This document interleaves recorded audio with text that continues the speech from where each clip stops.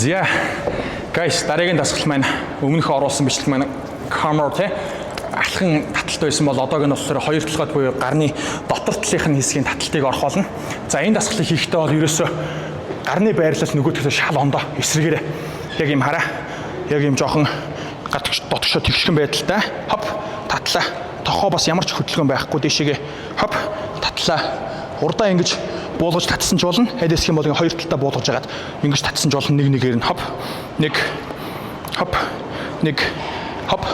Нэг энийг орохдоо бас нэг анхаарах зүйл юу вэ гэхээр манайхын дугуйгаа ерөөсө түгждэггүй байхгүй юм. Энэ хэсэг угаас энийг байнгын юм хөдөлгөөнтэй байлгаж яадаг. Тийм хөдөлгөөн байдаг байж болохгүй.